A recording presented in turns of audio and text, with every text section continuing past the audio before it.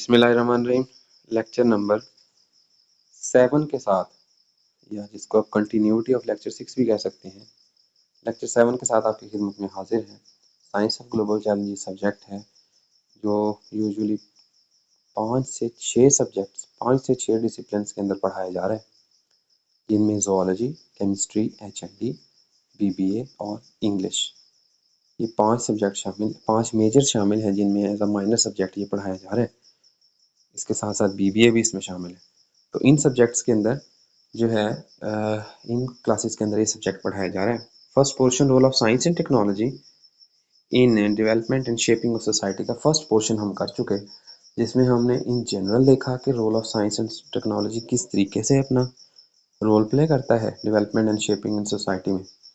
Secondly हमने देखा कि जो एथिकल कॉन्स्ट्रेंट्स हैं वो किस तरीके से रिसर्च को या साइंस एंड टेक्नोलॉजी को शेप करते हैं। एथिकल कंस्ट्रेंट्स वो ऐसे कवानीन होते हैं, ऐसे प्रिंसिपल्स होते हैं, ऐसी कंसिडरेशंस होती हैं, ऐसी ग्रुप ऑफ इंस्ट्रक्शंस होती हैं जिनके नतीजे में हम साइंस को लिमिटाइज करते हैं। वो पर्सनल राइट्स, ह्यूमन और एनिमल राइट्स को और उनकी जो कंसर्न्स हैं, प्राइवेसी वगैरह है, इन तमाम चीज़ों को वो ब्रीच ना होने दें या उनके हकूक़ का तहफ़्फ़ुज़ करें। एथिकल कंस्ट्रेंट्स के बाद सेकेंडली हमने देखा कि scientific funding and how it shapes the science and technology.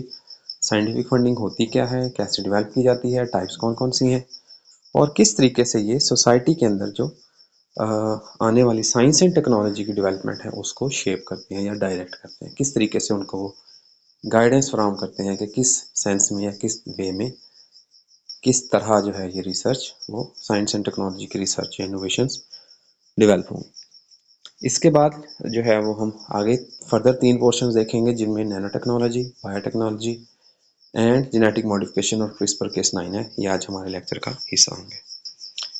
Ji, nanotechnology is a rapidly advancing field of science and engineering that involves the manipulation and control of matter at a nanoscale. Chemistry के students के लिए ये point समझना निस्बतन ज़्यादा आसान होगा। बाकी students की जो है वो अंडरस्टैंडिंग के लिए इस पॉइंट को ज़रा ज़्यादा आसान करके समझाता हूँ। मैटर को जो है वो बहुत ही माइन्यूट लेवल पर, बहुत ही छोटे लेवल पर, बहुत ही स्मॉलर लेवल पर अगर हम स्टडी करें तो ये हमारा जो है वो नैनो लेवल पर, नैनो स्केल पर अगर हम उसको स्टडी करें तो इसे हम नैनो टेक्नोलॉजी कहते हैं। टिपिकली बिटवीन 1 to 100 नैनोमीटर, जिसका बुनियादी जो साइज होता है ये 1 to 100 नैनोमीटर्स होता है, जबकि 1 नैनोमीटर जो है ये almost equal to 1 multiply by 10⁻⁹ metres के बराबर होता है, या 100 पाइकोमीटर्स के बराबर होता है, 1000 पाइकोमीटर्स के बराबर होता है, 10 एंगस्ट्रॉम्स के बराबर होता है। At this scale the material exhibits unique physical, chemical and biological properties. असल इशू ये है कि वो मैटर या वो मटेरियल जो आम हालात में किसी और तरह का बिहेवियर जाहिर कर रहा है, जैसे ही उसको माइन्यूट लेवल पर, जीरो स्केल लेवल पर या नैनो लेवल पर देखा जाएगा तो उस मैटर का बिहेवियर तब्दील हो जाएगा, फिजिकल और केमिकल और इसके अलावा उसकी जो बायोलॉजिकल प्रॉपर्टीज़ हैं वो तब्दील हो जाएंगी from their behaviour eight larger scale. ये दोनों के बिहेवियर में काफ़ी हद तक जो है वो डिफरेंस आ जाएगा। नैनो टेक्नोलॉजी जो है ये integrates knowledge from discipline such as physics, chemistry, biology and engineering to design and develop innovative materials and devices with enhance performances. तो इन तमाम जो डिसिप्लिन ऊपर बयान किए गए हैं, जिनमें केमिस्ट्री शामिल है, बायोलॉजी शामिल है, फिजिक्स शामिल है और इंजीनियरिंग शामिल है, उनके ज़रिए नए मटेरियल्स और नए जो हैं वो ऐसी चीज़ें एक्सट्रैक्ट की जा सकती हैं, ऐसे मटेरियल एक्सट्रैक्ट किए जा सकते हैं और जिनकी वजह से उनकी परफॉर्मेंसेस बेहतर हो सकती हैं। मिसाल के तौर पर ऑर्गेनिज्म से या एनिमल से, प्लांट से ऐसे किस्म के नैनो पार्टिकल्स को एक्सट्रैक्ट किया जा सकता है जो बेटर कंडक्टिविटी या बेटर रिप्लेसमेंट ऑफ मेडिसिन के तौर पर यूज़ हो सकते हैं, या सेमीकंडक्टर्स के तौर पर यूज़ हो सकते हैं, मेटलॉइड्स के तौर पर यूज़ हो सकते हैं। तो ये सारी चीज़ें हमारी कंसर्न में शामिल है। तो नैनो टेक्नोलॉजी कुछ इस किस्म की जो है वो फील्ड ऑफ साइंस है। बेसिक फंडामेंटल साइंस जो इसके कॉन्सेप्ट्स हैं उनको हम यहाँ पर देखेंगे। Nanometre is 1 billionth of a metre, 10⁻⁹ as expected. पहले इसको बता चुका हूँ मैं। At this extremely small level, इतने छोटे लेवल पर the surface area of materials increase relative to their mass volume.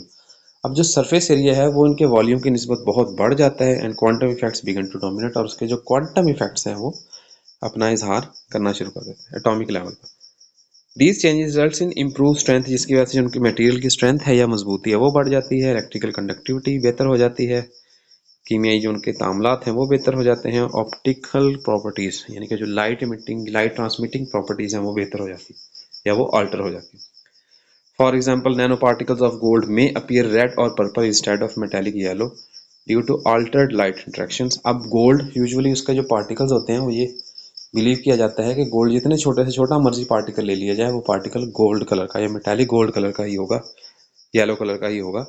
लेकिन जब हम उनका नैनो पार्टिकल लेते हैं तो वो रेड या पर्पल होता है। एक्चुअली वो मटेरियल तब्दील नहीं हो जाता, उससे जो लाइट की रिफ्लेक्शन है या लाइट जो उससे हो रही है, जो रिफ्लेक्शंस लाइट की आ रही हैं वो डिफरेंट हो जाएंगी, एंगल्स डिफरेंट हो जाएंगे, जिसकी वजह से रिजल्ट्स डिफरेंट हो जाएंगे। Nanotechnology can be broadly divided into two approaches. इनको टू अप्रोचेज में यूज किया जा सकता है, top down approach and bottom up approach. Top down approach से मुराद breaking down bulk materials into nano size particles, बड़े मटेरियल्स को स्मॉल साइज्ड पार्टिकल्स में तब्दील करना, ये टॉप टू बॉटम या टॉप डाउन अप्रोच हो सकती है, जिसको लिथोग्राफी कहते हैं, मतलब बड़े साइज के पार्टिकल को से नैनो पार्टिकल्स की एक्सट्रैक्शन, आम अल्फाज में सादा अल्फाज में अगर हम इसको कहें तो। सेकेंडली बॉटम अप अप्रोच में building structures atom by atom और मॉलिक्यूल्स बाय मॉलिक्यूल। इसमें क्या होता है, हमने नैनो पार्टिकल्स को असेंबल करके मेजर जो है वो नए मटेरियल्स में डेवलप करने होते हैं, जिनको हम सेल्फ असेंबली भी कहते हैं। एप्लीकेशंस जो है इसमें सबसे पहले मेडिसिन के अंदर, इनको नैनो मेडिसिन कहते हैं। ऐसी मेडिसिन जितनी भी नैनो पार्टिकल या नैनो टेक्नोलॉजी से डेवलप होंगी उनको नैनो मेडिसिन कहेंगे। Nano technology has revolutionise health care by enabling targeted drug delivery. अब बजाय इसके कि एंटीबायोटिक्स का थब्बा या गोलियों का जो है वो एक हैंडफुल यूज़ किया जाए, उनके नतीजे में बेनिफिट्स बाद में हो, पहले साइड इफेक्ट्स जो है वो सामने आ जाए, उसकी बजाय नैनो मेडिसिन ऐसी मेडिसिन होती हैं जो टारगेटेड सेल तक पहुंचेंगी और वहां पर प्रॉपर मेडिसिन या डायग्नोज करके हमारे पास जो रिक्वायर्ड रिजल्ट्स है वो फराहम कर देंगे। अर्ली डिजीज़ डिटेक्शन, इसके अलावा जो है डिजीज़ है उसकी डिटेक्शन ये आसान कर देती हैं या कबल अज़ वक्त कर देती हैं ताकि उनका इलाज जो है वो हो सके।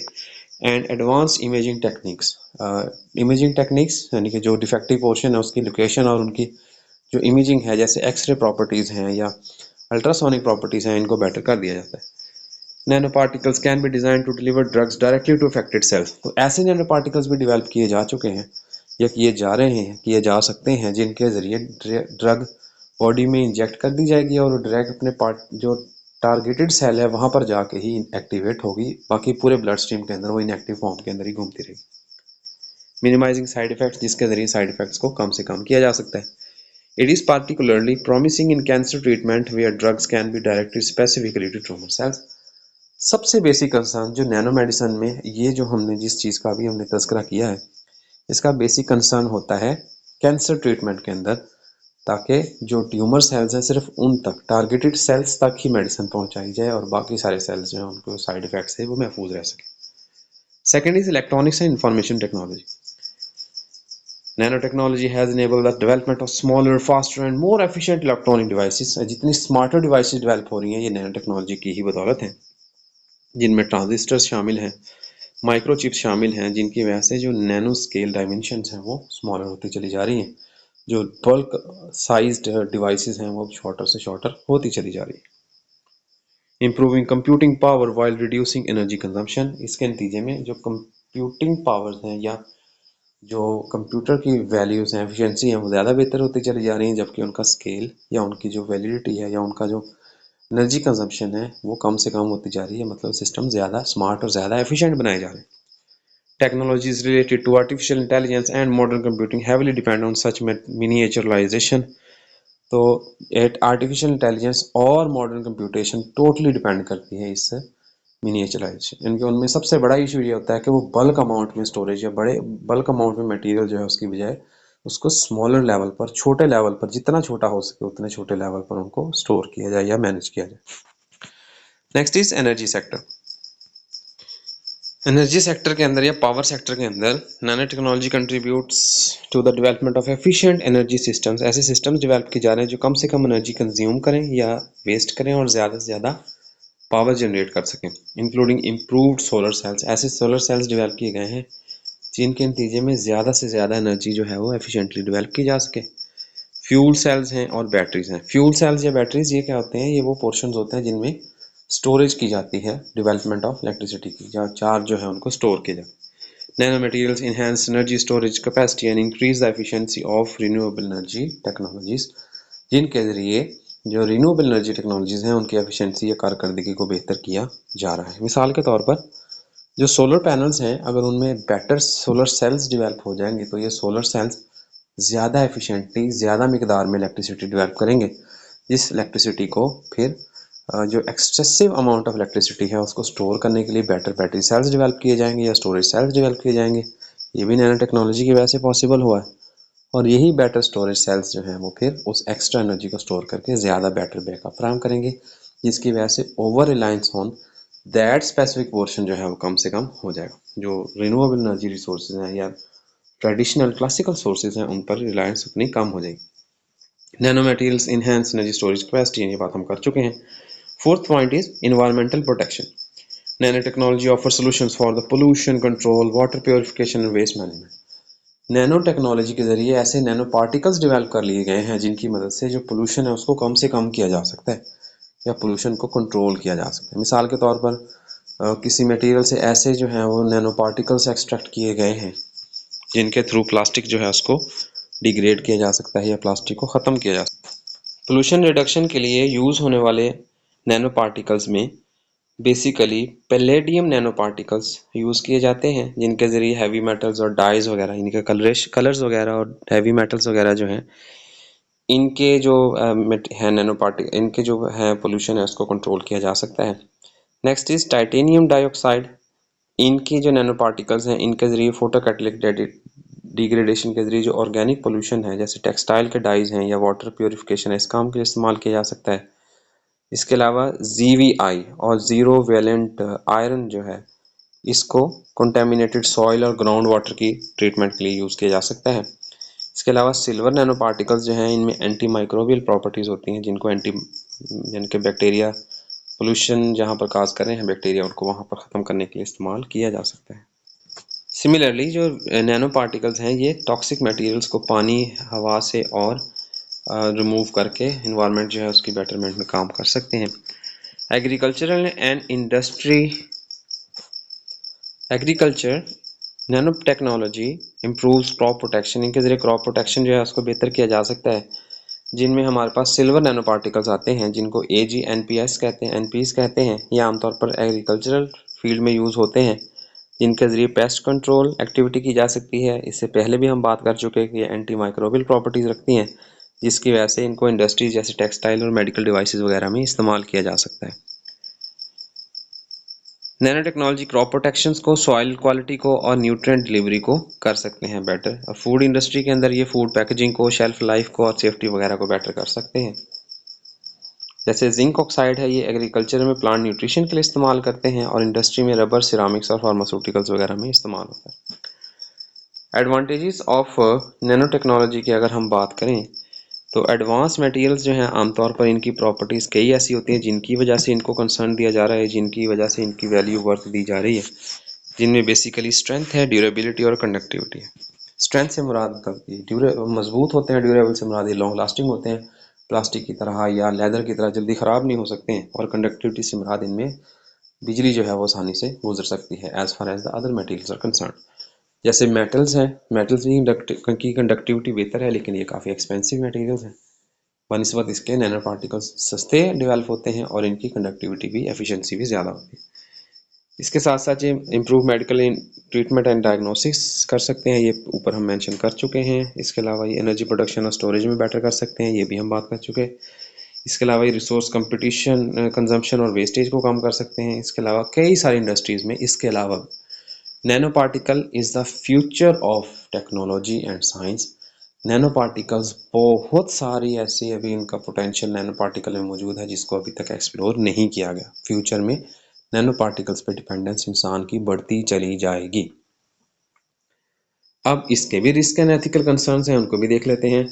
बेनिफिट्स के अलावा nano technology raises several concern, कई सारे मसाइल या कई सारे सवालात जो हैं, ऑब्जेक्शंस भी ये रेज करता है। The potential toxicity of nano particles to human, अब पॉसिबिलिटी है कि ये नैनो पार्टिकल्स जो हैं इनकी ये टॉक्सिसिटी काज करें, ये ह्यूमंस के लिए भी नुकसानदेह हो सकते हैं और माहौल के लिए भी, क्योंकि अभी इनकी रिसर्च बहुत कम हुई है। तो ये एक ऐसी फील्ड है जिसके अंदर बहुत ज़्यादा रिसर्च की जा सकती है, स्पेशली केमिस्ट्री जो स्टूडेंट्स हैं इनके लिए एक ब्रॉडर फील्ड है नैनो पार्टिकल की, नैनो टेक्नोलॉजी, जिसके थ्रू वो इनका पोटेंशियल देख सकते हैं कि ये क्या टॉक्सिक हो सकते हैं पोटेंशियली या नहीं। Due to their small size nano particles can easily enter into human body through inhalation. अब नैनो पार्टिकल्स का मसला, जो इनकी सबसे बड़ी प्रॉपर्टी है उनका स्मॉलर साइज, यही उनकी सबसे बड़ी वीकनेस भी है कि ये ह्यूमन बींग्स को, जैसे बाकी मटेरियल्स को आप कंटेनर के अंदर जो है वो इनक्लोज कर सकते हैं या स्टोर कर सकते हैं, तो ये इनहेलेशन के जरिए ह्यूमन बॉडी में जा सकते हैं। इसके साथ साथ इनहेलेशन थ्रू माउथ भी जा सकते हैं और स्किन कॉन्टैक्ट के जरिए भी, जिसकी वजह से ये पॉसिबली किसी ना किसी टाइप के हेल्थ इश्यूज जो हैं वो काज कर सकते हैं। इट वॉज बिलीव, लेकिन अभी तक इस चीज़ को रिसर्च ने प्रूव नहीं किया। There are also ethical and social concern regarding regulation, safety and equitable access to nano technology. अब नैनो टेक्नोलॉजी के साथ वही इशू है जो रिसर्च के साथ इशू है, तमाम पर्सनस तक अभी नैनो टेक्नोलॉजी की एक्सेस नहीं हो सकी है। नैनो टेक्नोलॉजी जो है अभी वो अंडर रिसर्च प्रोसेसेस है, जिसकी वजह से there is a risk in its benefits में बी अनइवनली डिस्ट्रीब्यूटेड, जो इसके फ़ायदे होंगे वो फ़ायदे भी इक्वली डिस्ट्रीब्यूटेड नहीं होंगे। जो डेवलप्ड कंट्रीज़ हैं उनमें नैनो टेक्नोलॉजी के बेनिफिट्स काफ़ी जल्दी अटेन कर लिए जाएंगे, जबकि डेवलपिंग कंट्रीज़ उन बेनिफिट्स को अटेन करने में हज़ारों साल या सैकड़ों साल लग जाएंगे। Increasing gap between developed and developing countries, वही बात जो ऑलरेडी हम कर चुके हैं। फ्यूचर प्रॉस्पेक्ट्स की बात करें तो nano technology holds immense potential, की सारी बात हम कर चुके हैं। एडवांस रोबोटिक्स है, आर्टिफिशियल इंटेलिजेंस है, स्मार्ट मटेरियल्स हैं, सस्टेनेबल एनर्जी रिसोर्सेज हैं, इनके अंदर रिसर्च और रिस्पॉन्सिबल जो इनकी है रेगुलेशन है, ये इंतहाई ज़रूरी है ताकि नैनो पार्टिकल्स या नैनो टेक्नोलॉजी से खातिर खा फ़ायदा हासिल किया जा सके। Next is bio technology. Bio means life and technology means techniques. ऐसी टेक्नोलॉजीज, ऐसी टेक्निक्स या ऐसे इक्विपमेंट्स जिनके ज़रिए माइक्रोस्कोपिक ऑर्गेनिजम्स को या माइक्रो या खुर्द भी नहीं जानदारों को इंसानी बेनिफिट के लिए, इंसानी वेलफेयर के लिए इस्तेमाल किया जा सके, इसे हम बायोटेक्नोलॉजी कहते हैं। ये भी मल्टी डिसिप्लिनरी फील्ड है जिसमें आमतौर पर यूज़ ऑफ लिविंग ऑर्गेनिजम्स किया जाता है, जिनमें बैक्टीरिया शामिल हैं या उनके कंपार्टमेंट शामिल हैं, सेल वगैरह हो सकते हैं, या मेजर ऑर्गेनिजम्स, ऑर्गन्स के टिश्यूज़ या ऑर्गन शामिल हो सकते हैं ऑर्गेनिजम्स के, जिनके ज़रिए प्रोडक्ट्स बनाए जा सकते हैं। ऐसी टेक्निक्स होते हैं जिनके ज़रिए इंसानी ज़िंदगी और माहौल को बेहतर किया जा सकता है। कंबाइंड प्रिंसिपल इसमें बायोलॉजी, केमिस्ट्री, जेनेटिक्स और माइक्रोबायोलॉजी से, जिसकी वजह से इनके जो है वो प्रिंसिपल्स को कंबाइन करके या अप्लाई करके जो है वो फ़ायदे हासिल किए जाते हैं मेडिसिन के अंदर, एग्रीकल्चर के अंदर, इंडस्ट्री और एनवायरमेंटल मैनेजमेंट के अंदर। Biotechnology has become one of the most influential scientific fields of the modern era due to its wide-ranging application and potential for future management. Biotechnology, जैसे हम नैनो टेक्नोलॉजी की बात कर चुके हैं, ऐसे ही बायोटेक्नोलॉजी अपने एप्लीकेशन की वजह से और अपने फ्यूचर पोटेंशियल की वजह से बहुत ज़्यादा अहमियत की हामिल है। बेसिक कॉन्सेप्ट्स की बात करते हैं तो बायोटेक्नोलॉजी बुनियादी तौर पर बायोलॉजिकल सिस्टम्स जो ऑलरेडी नेचर के अंदर मौजूद है, ये ऐसे नहीं है जैसे रोबोटिक्स के अंदर हम आर्टिफिशियली कोई सिस्टम बनाते हैं, ऐसा नहीं है। ऑलरेडी नेचर में नेचुरल सिस्टम्स जो माइक्रोस्कोपिक ऑर्गेनिजम्स हैं उनके अंदर मखसूस सिस्टम्स मौजूद हैं मॉलिक्यूलर या सेलुलर लेवल्स पर, हमने सिर्फ उनको मैनिपुलेट करना है, मीन्स अपने वेलबींग के लिए, अपने फ़ायदे के लिए यूटिलाइज करना है। It often uses techniques such as genetic engineering, जिसमें बुनियादी टेक्निक्स में से एक जेनेटिक इंजीनियरिंग है। जेनेटिक इंजीनियरिंग, जिसको रिकॉम्बिनेंट डीएनए टेक्नोलॉजी भी कहा जाता है। Genetic engineering basically concerns with the transfer, deletion and replacement of DNA within an organism is called genetic engineering. Genetic engineering के अंदर किसी भी जानदार के अंदर जो डीएनए मौजूद होता है, अगर वो डिफेक्टिव डीएनए है तो उसको वहां से काट के डिलीट कर दिया जाता है या रिप्लेस कर दिया जाता है या उसको मॉडिफाई कर दिया जाता है, ट्रीट कर दिया जाता है। तो ये सारी चीज़ें हमारी जेनेटिक इंजीनियरिंग में आएगी। फर्मेंटेशन, फर्मेंटेशन प्रोसेस केमिस्ट्री एचएनडी वाले ज़रा आसानी से इस बात को जान सकेंगे, बाकियों के लिए मैं बता देता हूँ। फर्मेंटेशन बुनियादी तौर पर ग्लूकोज ब्रेकडाउन होता है जिसमें ऑक्सीजन यूज़ नहीं होती। जनरल कंसर्न्स में जो ग्लूकोज होता है, जब भी उसको ब्रेक डाउन किया जाता है तो उसको दो स्टेप्स के अंदर ब्रेक डाउन किया जाता है। पहला स्टेप कहलाता है ग्लाइकोलिसिस, जिसके अंदर ग्लूकोज को पाइरूवेट या पाइरूविक एसिड में तब्दील किया जाता है, जिसके नतीजे में कुछ अमाउंट 4 जो है वो मॉलिक्यूल्स ऑफ एटीपी डेवलप हो जाते हैं, जिनमें से 2 molecules of ATP already use हो जाते हैं और जो नेट हमारे पास मुनाफा हासिल होता है या बेनिफिट हासिल होते हैं वो 2 एटीपी के। फिर इसके बाद अगर ऐसे जानदार जिनमें ऑक्सीजन यूज़ हो रही हो रेस्पिरेशन के लिए, एरोबिक रेस्पिरेशन के केस में यही जो पाइरूवेट है इसमें से एक कार्बन डाइऑक्साइड रिमूव करके इसको एसिटाइल कोएंजाइम ए में तब्दील करके क्रैब साइकिल में शामिल कर दिया जाता है, जिसके नतीजे में मजीद एटीपी, एनएडीपीएच और एफएडीएच2 हासिल कर लिए जाते हैं। एफएडीएच और एनएडीपीएच और एफएडीएच2 ये हाई एनर्जी करेंसी यूनिट्स हैं जिनको फर्दर प्रोसेस करने के लिए इलेक्ट्रॉन ट्रांसपोर्ट चेन में शामिल कर दिया जाता है और इनमें से जो बाकी मादा एटीपीज हैं उनको भी एक्सट्रैक्ट कर लिया जाता है। एक तो पाथवे होगा ये जिसको एरोबिक रेस्पिरेशन कहते हैं। इसके अलावा एक मजीद पाथवे होता है जिस पाथवे को एनएरोबिक रेस्पिरेशन यानी कि ऐसा ब्रेकडाउन ग्लूकोज का जिसमें ऑक्सीजन इन्वॉल्व ही ना हो। यूजुअली ग्लाइकोलिसिस प्रोसेस में ऑक्सीजन कंज्यूम नहीं होती है, इससे नेक्स्ट प्रोसेस जो है उसमें ऑक्सीजन कंज्यूम होती है। अब जो पाइरूवेट हासिल हुआ था या पाइरूविक एसिड हासिल हुआ था, अगर उस पाइरूवेट को जो है वो केमिकल रिएक्शन के जरिए लैक्टिक एसिड में या एथनॉल के अंदर तब्दील कर दिया जाए तो that is what we called as fermentation या एनारोबिक रेस्पिरेशन। इस प्रोसेस के लिए भी बायोटेक्नोलॉजी को इस्तेमाल किया जा सकता है। ये आगे डिटेल से आ रही है इसलिए यहाँ पर सिर्फ डेफिनेशन में मैं बता पा रहा हूँ आपको। And cellular culture to modify organism and produce useful substances. और कई सेलुलर जो हैं उनको स्ट्रक्चर जो हैं उनको कल्चर किया जाता है, यानी सेल जो है उनको कल्चर करके नए टिश्यूज या ऑर्गन्स डेवलप किए जाते हैं जिनके ज़रिए जो मुनासिब या काबिल इस्तेमाल चीज़ें हैं वो बना ली जाती हैं।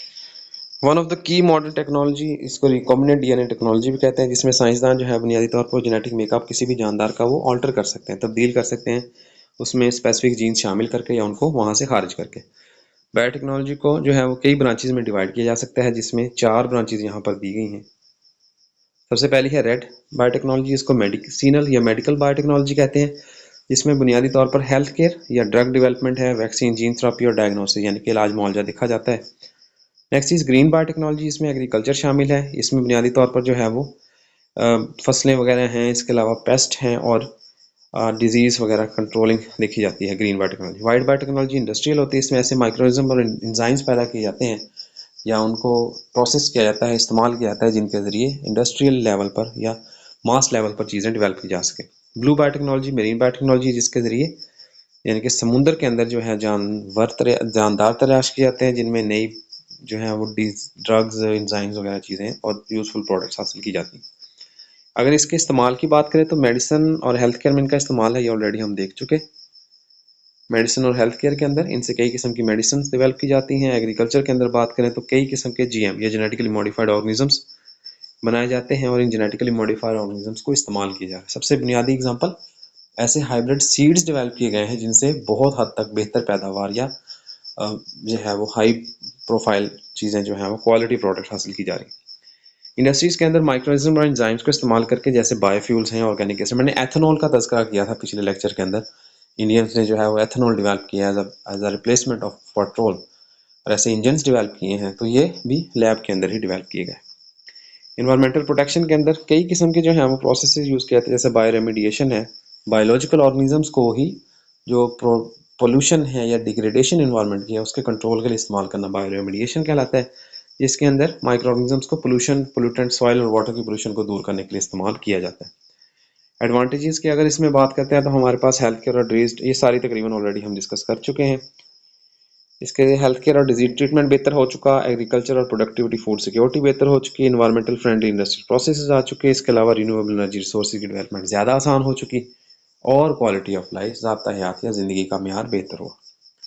एथिकल इश्यूज़ की बात करते हैं तो बायोटेक्नोलॉजी में कई किस्म के एथिकल कंसर्न्स हैं। जेनेटिकली मॉडिफाइड ऑर्गेनिज्म जो हैं जैसे ह्यूमन बींग्स जो हैं, इनकी वजह से सेफ्टी, मोर्टेलिटी और प्लेइंग विद नेचर का कॉन्सेप्ट, ये हमने इससे प्रीवियस लेक्चर नंबर 6 के अंदर भी इस चीज़ को डिस्कस किया था कि ह्यूमन बींग्स के क्लोन्स को या उनके ऊपर मैनिपुलेशन को, इस चीज़ को जो है वो एथिकली अच्छा नहीं, मुनासिब नहीं समझा गया। There are also concerns about the long term effects of GMOs on in organisms के हेल्थ के ऊपर और दूसरी चीज़ों के इफेक्ट जो है वो देखे जा सकते हैं। Another issue in is biosecurity, potential misuse of biotechnology for harmful purposes है, जैसे क्रिएशन ऑफ बायोलॉजिकल वेपन्स। ये कोविड के केस में कहा गया था कि जो है वो चाइना कोई ऐसी मेडिसिन बना रहा था या अमेरिका ने कोई मेडिसिन जो है या कोई बायो वॉरफेयर जो है बायोलॉजिकल वॉरफेयर वो चाइना पे फेंका है या लैब पे अटैक किया जिसकी वजह से भी सारी वही चीज़ें बायोलॉजिकल वेपन के तौर पर भी इन चीज़ों को इस्तेमाल किया जा सकता है, इनमें ये पोटेंशियल है, लेकिन अभी तक किसी ने भी इन चीज़ों को इस्तेमाल नहीं किया। इसके अलावा एक्सेस और इक्वलिटी, ये तकरीबन हर चीज़ के बारे में ही है कि जो डेवलप कंट्रीज़ हैं उनके पास क्योंकि रिसोर्सेज बेहतर हैं तो ये पॉसिबिलिटी है कि वो इन चीज़ों के ऊपर ज़्यादा जल्दी एक्सेस हासिल कर लेंगे, जबकि डेवलपिंग कंट्रीज़ अभी बेचारी पीछे ही कहीं फिर रही होंगी। इनका भी बहुत जो है वो बेहतर है, फ्यूचर है, एडवांसेस लाइक जीन एडिटिंग है, पर्सनलाइज मेडिसिन है, सिंथेटिक बायोलॉजी वगैरह, इनके ज़रिए हेल्थ केयर इंडस्ट्री को बेहतर किया जा सकता है। लास्ट पोर्शन हमारे पास है जी इस लॉन्ग क्वेश्चन का, that is genetic modification and CRISPR Cas 9। Genetic modification बुनियादी तौर पर जो है वो किसी भी जानदार का जो बेस होता है या जिस चीज़ पे वो जानदार पूरा खड़ा होता है, जिसको न्यूरल एस्केमा या डीएनए कहते हैं, जेनेटिक हेरिडिटरी मटेरियल कहते हैं, उस मटेरियल के साथ छेड़छाड़ को जेनेटिक मॉडिफिकेशन कहते हैं, यूजिंग साइंटिफिक टेक्निक्स, जिसके ज़रिए उनके साइंसी तकनीक को इस्तेमाल करके उनके डीएनए को बेहतर किया जाता है। इसकी वजह से साइंसदान जो है वो इस काबिल हो पाते हैं कि वो उस डीएनए में से, अब उस डीएनए के ऊपर उस जानदार का हर सेल खड़ा है, अगर उस जानदार के डीएनए को तब्दील कर दिया जाए, इट मीन्स वो पूरा जानदार पूरे का पूरा जानदार ही तब्दील हो जाएगा। तो इसके लिए साइंसदान इस काबिल हो चुके हैं जीनेटिक मॉडिफिकेशन के ज़रिए कि वो डीएनए के किसी पोर्शन को ऐड भी कर सकते हैं, रिमूव भी कर सकते हैं, या स्पेसिफिक जीन ऑफ इंटरेस्ट जो उनको चाहिए जीन उसको तब्दील भी कर सकते हैं टू अचीव डिज़ायर्ड ट्रेड्स, ताकि जो मुमकिन है या जो जीन ऑफ ट्रस्ट जो मखसूस किस्म के ख़वास हैं उनको हासिल किया जा सके। इसमें जो है वो बहुत सारे हैं चीज़ों को जोड़ेंगे। जेनेटिक मॉडिफिकेशन की बात करेंगे, इसको जेनेटिक इंजीनियरिंग भी कहा जाता है। इसमें बुनियादी तौर पर डीएनए को मैनिपुलेट किया जाता है ताकि नए या बेहतर कैरेक्टर्स हासिल किए जा सकें, करेक्ट खवास हासिल किए जा सके। इसमें जो टेक्निक यूज़ होती हैं उनमें है recombinant DNA technology, gene cloning and gene insertion and deletion. सबसे पहले रिकॉम्बिनेंट डीएनए टेक्नोलॉजी, इसमें डीएनए को मुख्तलिफ सोर्सेज से मिक्स किया जाता है या ऐड किया जाता है। सेकंड इज जीन क्लोनिंग, इसमें बुनियादी तौर पर एक जीन जो है उसकी मल्टीपल कॉपीज हासिल कर ली जाती है, मल्टीपल कॉपीज बना ली जाती है। जीन इंसर्शन एंड डिलीशन, इसमें इंसर्शन कहते हैं ऐड करने को, डिलीशन कहते हैं डिलीट करने को। जो डीएनए होता है या जीन होता है उसको डिलीट या ऐड किया जाता है। एप्लीकेशंस की बात करते हैं तो मेडिसिन में जेनेटिक मॉडिफिकेशन बुनियादी तौर पर यूज़ होती है इंसुलिन, वैक्सीन और हार्मोन्स के डेवलपमेंट में, जो कि जीन थेरेपी के अंदर किरदार अदा करते हैं। इसके ज़रिए डिफेक्टिव जीन्स को रिप्लेस करके उनकी जगह पे जो हेल्दी जीन्स हैं उनको ऐड किया जा सकता है। एग्रीकल्चर के अंदर जीएम क्रॉप्स जो हैं ये आमतौर पर उनको हाइब्रिड क्रॉप्स कहते हैं, जिनके ज़रिए जो एक्सपेक्टेड प्रोडक्टिविटी है किसी भी क्रॉप की वो बेहतर की जा सकती है। इस ज़माने में हम लोग जो है वो बच्चे थे उस वक्त ये कहा जाता था कि 20 मन 25 मन फी एकड़ अगर हासिल हो जाए तो ये बहुत अच्छी एवरेज है, लेकिन अब जो है वो एक्सपेक्टेड ही 55-60 होती है। 50 से लेकर 60 मन फी एकड़ का टारगेट वो रखते हैं, जो फिर मुख्तलिफ फैक्टर्स की वजह से 55-54 मन तक या 50 मन तक वो आ जाती है एवरेज, 45-50 तक, जिनकी वजह से जो पेस्ट हैं वो बहुत कम हो चुके हैं, उनको बीमारी बहुत कम पड़ती है, और इन्वायरमेंटल स्ट्रेस मतलब पानी कम है या हवाएं चल रही हैं या वैसे क्लाइमेट चेंज हो रहा है तो उन चीज़ों को वो बर्दाश्त कर सकते हैं, जिसकी वजह से न्यूट्रिशनल वैल्यूज़ या हायर यील्ड जो है वो बेहतर हो पा रही हैं। इंडस्ट्रीज़ की बात करते हैं तो माइक्रो ऑर्गेनिज्म जो जेनेटिकली मॉडिफाइड जो है वो एंजाइम्स, बायोफ्यूल्स और दूसरे इंडस्ट्रियल प्रोडक्ट्स वगैरह को बेहतर करने में इस्तेमाल हो सकते हैं। Next is CRISPR Cas 9 technology. CRISPR Cas 9 ये रेवोल्यूशनरी जीन एडिटिंग टेक्नोलॉजी है, टूल है, जिसके ज़रिए मखसूस पोर्शन ऑफ द डीएनए को ब्रेक किया जा सकता है। ये फास्टर है, चीपर है, और इसकी जो एक्यूरेसी है वो बाकी तमाम मेथड से ज़्यादा है, एक्यूरेटली वो काम करता है। क्रिस्पर जो है ये clustered regularly interspaced short palindromic repeats है जी इसमें, और केस 9 जो है ये एंजाइम होता है जो कि मॉलिक्यूलर सीजर के तौर पर काम करता है। होता क्या है आम अल्फाज में अगर जनरली इसको मैं समझा दूं, पूरे डीएनए में से किसी मखसूस पोर्शन पे जहां पर हम चाहते हैं कि हम अपना डीएनए या जीन ऐड करना चाहते हैं, जीन ऑफ इंटरेस्ट, तो उसकी ब्रेकडाउन के लिए वो जगह लोकेशन जो है वो जिस टूल के ज़रिए, जिस टेक्निक के ज़रिए होती है उसे क्रिस्पर टेक्नोलॉजी कहते हैं। इस प्रोसेस के अंदर बुनियादी तौर पर 3 स्टेप्स होते हैं। सबसे पहला प्रोसेस है जी, पहला जो है स्टेप है इसमें गाइडेड आरएनए जो है, जिसको जीआरएनए है, वो ऐड किया जाता है, जिसके ज़रिए वो डीएनए के सीक्वेंस को, जिसको हम एडिट करना चाहते हैं, उसको लोकेट करता है। अब डीएनए, अगर मैं थोड़ा सा इसको सादा अल्फाज में समझाना चाहूँ कि ये हम किस लेवल की, किस ग्रेड की, किस जगह पे बात करें हम। ह्यूमन बींग्स का जो सेल होता है वो आम आंख से नज़र नहीं आता यूजुअली, कुछ सेल्स के अलावा, जैसे एग सेल है या स्पर्म सेल है, उनकी हम यहाँ पर बात नहीं कर रहे हैं। जो जनरल ह्यूमन बॉडी सेल्स होते हैं उन सेल्स को आम आंख से नहीं देखा जा सकता। आम आंख से आप माइक्रोस्कोप की नज़र से, लाइट माइक्रोस्कोप से देखेंगे तो आप टिश्यू लेवल तक देख सकते हैं, टिश्यूज की लेयर्स तक देख सकते हैं। लाइट माइक्रोस्कोप से आप इस इतनी डिटेल देख सकते हैं, इससे ज़्यादा डिटेलिंग नहीं देख पाते। लाइट इलेक्ट्रॉन माइक्रोस्कोप जब आप यूज़ करते हैं तो स्कैनिंग और ट्रांसमिशन इलेक्ट्रॉन माइक्रोस्कोप के ज़रिए आप सेल के साइज को देख पाते हैं और उसमें मौजूद ऑर्गेनेलिस को देख पाते हैं। अगर हम एनिमल सेल की बात करते हैं तो एनिमल सेल के सेंट्रल पोर्शन में और प्लांट सेल के साइड वाइज पोर्शन में एक ऑर्गेनेली होती है जिसको न्यूक्लियस कहते हैं। उस न्यूक्लियस के अंदर जो है वो थ्रेड्स की फॉर्म में, बल्कि जैसे डोर होती है या नलकी अगर खोल दें आप, उसको अनथ्रेड कर दें तो वो जैसे एक गुच्छा सा बन जाता है। उस फॉर्म के अंदर क्रोमेटिन मटेरियल, डीएनए जो है वो क्रोमेटिन फॉर्म के अंदर होता है, यानी कि ऐसी उलझी हुई डोर की सूरत में होता है। अब उस उलझी हुई डोर में से आपको ये नहीं नजर आ रहा कि इसमें कौन सा हिस्सा कहाँ है, कौन सा हिस्सा कहाँ है। अब पहला प्रोसेस जो है उसमें क्या होता है, ऐसा आरएनए शामिल किया जाता है जो उस मखसूस हिस्से को लोकेट करता है जिस हिस्से के अंदर हमने अपना जीन ऑफ इंटरेस्ट अल्टर करना है, मतलब जहां पर हमने वो चेंजेस करनी है। उसके लिए सबसे पहला मॉलिक्यूल जो ऐड किया जाता है दैट इज जीआरएनए और guided RNA. Cas9 enzyme which cuts the DNA at the targeted location. दूसरी चीज जो ऐड की जाती है वो Cas9 एंजाइम। Cas9 एंजाइम अब जो टारगेटेड गाइडेड आरएनए ने वो जगह लोकेट कर ली है, अब Cas9 एंजाइम जाके उस जगह पे कट लगा देगा ताकि उस जगह पे दो ब्लंट एंड्स या शार्प एंड्स डेवलप हो सकें, जिन एंड्स के ऊपर फिर जीन या ऐड की जा सके या रिमूव की जा सके। थर्ड स्टेप में the cell's natural repair mechanism which aids, removes और अल्टर जेनेटिक मटेरियल। तीसरे केस में जो सेल का अपना सिस्टम होता है, सेल में अपने कई सारे जो हैं वो न्यूक्लियोटाइड्स मौजूद होते हैं, जिन न्यूक्लियोटाइड्स को इस जगह पर ऐड किया जाता है जहां से हमने वो कट डेवलप किया है। This precise targeting makes CRISPR Cas9 highly effective for gene editing. आमतौर पर कई दूसरी टेक्नोलॉजीज मौजूद हैं, जेनेटिक इंजीनियरिंग है, रिकॉम्बिनेंट डीएनए टेक्नोलॉजी है, लेकिन उनकी निस्बत क्रिस्पर Cas9 टेक्नोलॉजी या टूल जो है ये ज़्यादा एफिशिएंट, ज़्यादा प्रिसाइज इसीलिए है क्योंकि इसमें वो प्रिसाइजली काम करता है, एक्यूरेटली उस जगह पे कट लगाता है जहां पर हम चाहते हैं। दूसरे डीएनए को, दूसरे डीएनए के स्कीमा को, दूसरे डीएनए की तरतीब को बिल्कुल भी डिस्टर्ब नहीं करता। एप्लीकेशन में मेडिकल रिसर्च एंड ट्रीटमेंट में क्रिस्पर बहुत ज़्यादा यूज़ हो सकता है डिजीज़ और उनके ट्रीटमेंट के लिहाज से, जैसे सिकल सेल एनीमिया है, सिस्टिक फाइब्रोसिस वगैरह है। और इसमें बहुत ज़्यादा पोटेंशियल है कैंसर की थेरेपी का भी, जिसके बारे में अभी रिसर्च अंडर रिसर्च प्रोसेस है। एग्रीकल्चर में CRISPR allows the development of crops with improve trait such as drought resistant, enhance nutrition without introducing foreign DNA. जैसे रिकॉम्बिनेंट डीएनए टेक्नोलॉजी में या जीएमओज वगैरह के अंदर हम क्या करते हैं, हम नया डीएनए ऐड करते हैं क्रिस्पर Cas9 के जरिए। हम सिर्फ उस डिफेक्टिव डीएनए को काट के नेचुरल इन्हेंसर्स के जरिए, नेचुरल जो है वो सेल की अपनी एक्टिविटी के जरिए ही इम्प्रूव ग्रोथ कर सकते हैं और डिजीज रेजिस्टेंस डेवलप कर सकते हैं और न्यूट्रिशन को बेहतर कर सकते हैं। बायोलॉजिकल रिसर्च के अंदर जीन फंक्शंस और कम्प्लेक्स बायोलॉजिकल प्रोसेस को समझने में क्रिस्पर Cas9 हमें फ़ायदा दे सकता है। बेनिफिट्स, इसमें बहुत सारे बेनिफिट्स हैं, इनको नोट डाउन कर लीजिएगा, ये बड़े इंपॉर्टेंट हैं। सबसे पहले है जी high precision and accuracy.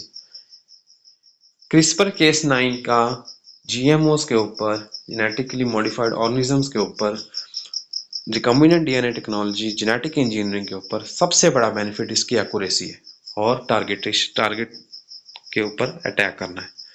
Cost effective and faster than traditional methods, इसका जो है बहुत ज़्यादा इस पर खर्च नहीं होता क्योंकि टेक्निक्स बहुत सारे, टूल्स बहुत सारे यूज़ नहीं करने, सिर्फ दो चीज़ें यूज़ करनी, एक जीआरएनए गाइड आरएनए और दूसरा Cas9, जिसकी मदद से हम वो जहाँ पर कट लगा सकें। इसकी एप्लीकेशन बहुत सारी फील्ड्स में हो सकती हैं। इसके अलावा इसमें कई सारा जो है वो पोटेंशियल है कि वो जेनेटिक डिजीज को भी कंट्रोल कर सकती है, क्योर कर सकती है। एथिकल और सोशल कंस्ट्रेंट्स की अगर बात करते हैं तो इसके बेनिफिट्स के साथ साथ जीएमओज और क्रिस्पर Cas9 की कई सारे इंपॉर्टेंट एथिकल कंस्ट्रेंट्स हैं। सबसे पहले human gene editing. Human gene embryos को अपने कंसर्न से मुतालिक जो है उनका अपनी मर्जी से जो है वो मैनिपुलेट करना या अपनी मर्जी से उनमें एडिशन डिलीशन करना इसको हम टर्म देते हैं designer babies and unintended consequences. तो ये डिज़ाइनर बेबीज़ मतलब हमने कस्टमाइज़ करके बच्चा दुनिया में जो है वो लेके आए हैं। इसमें जो ख़ास जो क्वालिटीज़ हम चाहते हैं वो आने देंगे, जो नहीं चाहिए उनको हम कट कर देंगे। तो बहरहाल ये एथिकली एक चीज़ जो है वो बहुत ज़्यादा मुनासिब नहीं फील हो रही। Next is safety risk. Of target effects या इसके जो साइड इफेक्ट्स हैं ये आमतौर पर अनइंटेंडेड जेनेटिक चेंजेस। अब हमें तो ये लग रहा है कि इसकी एक्यूरेसी बहुत ज़्यादा है, लेकिन 99% भी अगर कोई सिस्टम एक्यूरेट है तो उसका जो 1% या 0.1% भी इसकी जो है वो चांसेस हैं इसकी एरर का या इसकी ओमिशंस का, वो कई किस्म के जो हैं वो मल्टी स्पेक्ट्रम इफेक्ट्स रख सकते हैं। इन्वायरमेंटल इम्पैक्ट्स में मॉडिफाइड ऑर्गेनिजम्स जो हैं वो इकोसिस्टम्स को डिस्टर्ब कर सकते हैं। इकोसिस्टम्स के अंदर अपनी प्लेसमेंट को, अपनी पोजीशन को समझने में उनको बहुत ज़्यादा वक्त लग सकता है। इक्विटी इश्यूज, एक्सेस जो ट्रीटमेंट का है, हर कंट्री के अफराद को इक्वली एक्सेस नहीं होगा। ये हम हर जगह पे तकरीबन बात कर रहे हैं कि ये सोसाइटीज़ में जो डिस्पैरिटीज़ हैं या जो डिफरेंसेस हैं उनको मज़ीद बढ़ाएगा बजाय इसको कि उनको ख़त्म करे। इसके अलावा इसमें ग्लोबल डिबेट शामिल है कि जीन एडिटिंग किस तरीके से अलाउ होनी चाहिए, क्या लेजिस्लेशन इस्तेमाल करें, कौन कौन से ऑर्गेनिजम्स, कौन कौन सी प्लांट स्पीसीज या एनिमल्स हैं जिनके ऊपर ये अलाउ हो सकता है और बाकियों पे नहीं हो सकता। तो ये एक बहुत ब्रॉड डिबेट है जिसके ऊपर डिस्कशन चल रही है। फ्यूचर प्रोस्पेक्ट्स में बात करें तो future of genetic modification and CRISPR-Cas9 जो है ये बहुत ज़्यादा पोटेंशियल रखता है, क्योंकि इसकी एक्यूरेसी और प्रिसीजन बहुत बेहतर है बाकी टेक्निक्स की निस्बत, नॉन टेक्निक्स जो अब मौजूदा टेक्निक्स है। These technologies could eliminate genetic diseases, कई किस्म की डिजीज जैसे टर्नर सिंड्रोम है, लाइनफेंटर सिंड्रोम है, कलर ब्लाइंडनेस है, हीमोफीलिया है, थैलेसीमिया है, ये क्योंकि तमाम जेनेटिक डिसऑर्डर्स हैं तो इन डिसऑर्डर्स को ये जो है, इसके अलावा प्लियोट्रोपिज्म है, बहुत सारे ऐसी डिजीज़ हैं जिनके नतीजे में लीदल जो है वो आउटकम्स डेवलप हो जाती हैं जिसके नतीजे में जानदार मर भी सकते हैं। तो ये प्लियोट्रोपिज्म को भी डिलीट करने का पोटेंशियल रखता है, लेकिन इसकी अभी रिसर्च बहुत ज़्यादा required. Could eliminate genetic disease, improve food security, जो फूड सिक्योरिटी है उसको बेहतर ये कर सकते हैं। इसके अलावा पर्सनलाइज मेडिसिन भी डेवलप कर सकते हैं, जिनके लिए 2-3 जो हैं वो बेसिक स्टेप्स हैं। सबसे पहले नंबर पे कंटिन्यूड रिसर्च होनी चाहिए, प्रॉपर लेजिस्लेशन होनी चाहिए और एथिकल ओवरसाइट होनी चाहिए इनकी टोटल डेवलपमेंट पे कि ये काम किस तरीके से हो रहा है। जी, टोटल जितने भी हमने यहाँ पर टॉपिक डिस्कस किए हैं इस पूरे क्वेश्चन के अंदर, इनमें बुनियादी तौर पर जो इन्फ्लुएंस है साइंटिफिक एडवांसमेंट्स का ह्यूमन सिविलाइजेशन के ऊपर, ये देखे जा रहे हैं।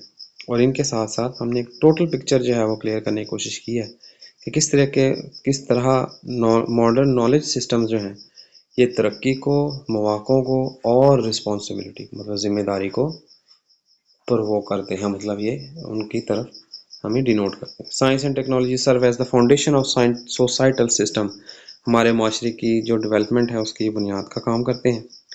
इनके ज़रिए लिविंग स्टैंडर्ड्स जो मेयार ज़िंदगी है वो बेहतर हो रहा है, इकनॉमिक ग्रोथ आ रही है और इक़्तिसादी तरक्की आ रही है। इसके साथ साथ मवासलात का और सेहत सफाई का और एजुकेशन का, तालीम का निज़ाम बेहतर हो रहा है।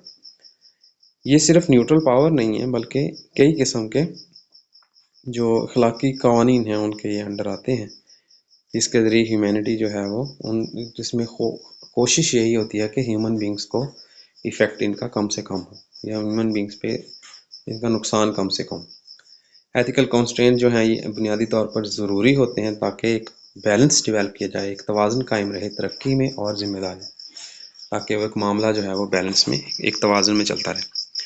ख़ास तौर पर उन सेंसिटिव इश्यूज़ में जैसे जेनेटिक इंजीनियरिंग है, क्लोनिंग है या डाटा यूसेज वगैरह। साइंटिफिक फंडिंग जो है वो एक क्रिटिकल जो है वो एक बुनियादी वजह है जिसके ज़रिए जो है वो डिस्कवरी, इजादात और इनोवेशन की जाती है, दरियाफ्तें की जाती हैं। इसके ज़रिए जो है वो आमतौर पर डिटरमाइन किए जाते हैं direction, scope and impact of research in fields. कई किस्म की फील्ड जैसे बायोटेक्नोलॉजी है या नैनो टेक्नोलॉजी है, इनके अंदर हम देख सकते हैं। इसके अलावा फंडिंग बुनियादी तौर पर तरक्की और इक़्तिसादी ग्रोथ जो है उसको प्रमोट करते हैं। इसके ज़रिए ज़ाहिर है कई किस्म के चैलेंजेस भी आते हैं जिनमें इनइक्वालिटी शामिल है, बाइसनेस शामिल है। ये सारी चीज़ें हम डिस्कस कर चुके हैं, यहाँ पर सिर्फ हम कंक्लूड कर रहे हैं ताकि एक मामला कंप्लीट हो सके। एंड प्रायोरिटाइजेशन, जिसकी वजह से ट्रांसपेरेंसी या फेयरनेस हमें लानी पड़ेगी इन सिस्टम में। बहुत सारे एडवांस फील्ड्स जैसे नैनो टेक्नोलॉजी और बायोटेक्नोलॉजी ये मॉडर्न साइंस के पोटेंशियल को बयान करते हैं कि किस लेवल तक ये इफेक्ट कर सकते हैं। इनके कई किस्म के जो हैं ये इनोवेटिव या जो हैं वो आविष्कारी सॉल्यूशन पेश करते हैं मेडिसिन, एग्रीकल्चर, इंडस्ट्री और इन्वायरमेंटल सस्टेनेबिलिटी के अंदर। सेम ये कई किस्म के नए चैलेंजेस जैसे एथिकल, सेफ्टी और सोशल कंसर्न्स हैं, इनके भी हमारे सामने लेकर आते हैं। लास्ट पे हम देखते हैं जेनेटिकल मॉडिफिकेशन और क्रिस्पर टेक्नोलॉजी जो है ये cutting edges of scientific capabilities को, जिसके ज़रिए हम कंट्रोल कर सकते हैं लाइफ को बहुत ही शॉर्टर यानी मॉलिक्यूलर लेवल पर। इन टेक्नोलॉजीज़ के ज़रिए जो है वो बीमारियां बेहतर की जा सकती हैं, दुनिया के कई सारे चैलेंजेस को बेहतर किया जा सकते हैं, लेकिन उनमें भी कई एथिकल कंस्ट्रेंट्स आ सकते हैं, बाउंड्रीज आ सकती हैं। साइंस एंड टेक्नोलॉजी की जो एडवांसमेंट है या तरक्की है ये दो धारी तलवार के तौर पर है, बहुत सारे बेनिफिट्स भी रखती है और इन बेनिफिट्स के साथ इनमें कई किस्म के रिस्क या चैलेंजेस भी बहरहाल हैं। इनके लिए एक जिम्मेदाराना अप्रोच हमारी, ये एक रिस्पॉन्सिबल अप्रोच जो है इनोवेशंस को एथिक्स के साथ और फंडिंग के साथ और ग्लोबल कोऑपरेशन के लिए के ज़रिए हम इन चीज़ों का एक तवाज़ुन, एक बैलेंस डेवलप कर सकेंगे।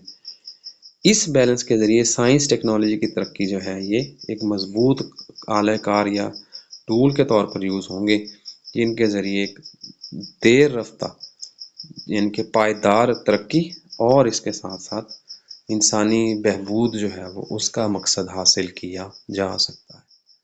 लें जी, BS इंग्लिश का 2026 में फर्स्ट सेमेस्टर का होने वाला एग्ज़ाम जो थे उसके चारों सब्जेक्टिव क्वेश्चन जो लॉन्ग क्वेश्चंस थे 20-20 नंबर के, वो यहाँ तक हमारे मुकम्मल हो चुके हैं।